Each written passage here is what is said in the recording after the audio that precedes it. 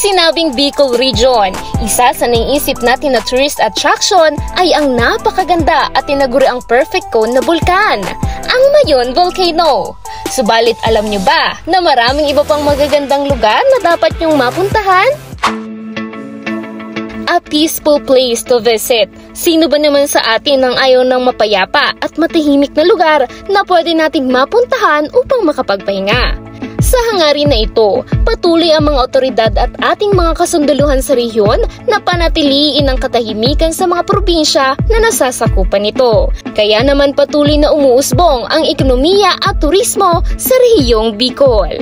Tara, samahan nyo kaming libutin ang ilan sa mga gandang atraksyon sa the country's Butanding or Whale Shark Capital, ang probinsya ng Sorsogon.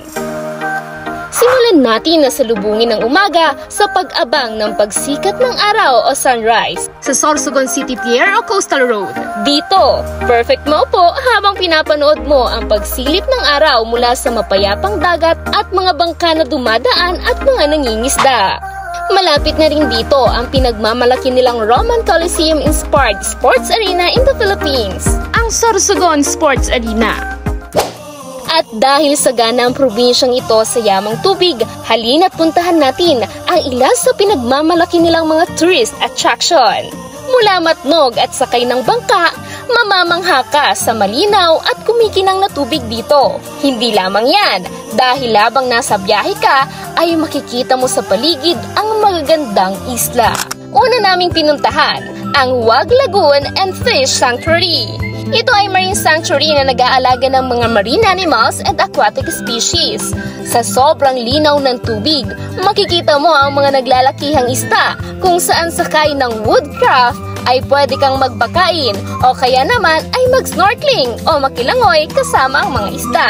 Subalit paalala lamang, pinagbabawal na gumamit ng sunblock or sunscreen upang maiwasan ang pagkalason ng mga isda na naririto. Malapit na rin dito ang tinatawag nilang Kalintaan Cave. Ito ay parte ng island hopping tour dito sa Matnog.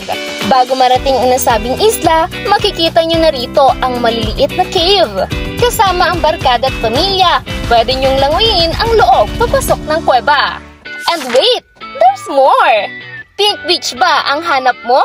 Tara na't puntahan natin ang Subic Beach. Ang islang ito ay kilala sa crystal clear waters and pinkish white sands. Dahil sa mga red corals at puting buhangin, nagkakaroon ng illusion na kulay pink sand kapag ito'y nasisikatan ng araw. The best Instagrammable spot for your aesthetic pictures.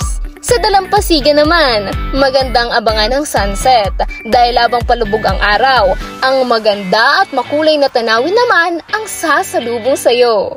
After island hopping mula Matnog, bumiyahe naman kami ng 1 oras papuntang Bulusan Lake.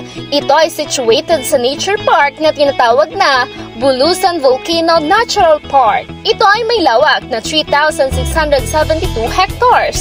Ang malinis na simoy ng hangin ang mag-aalis sa stress mo. Sinubukan din namin ang kayak upang malibot namin ang lake.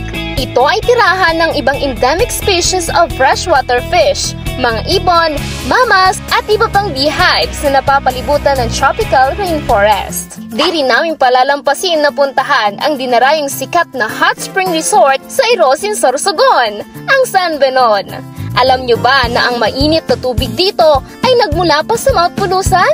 Kaya naman ang pagbabad sa natural hot spring ay nakakatulong upang ibalanse at magkaroon ng harmony ang ating isip at katawan.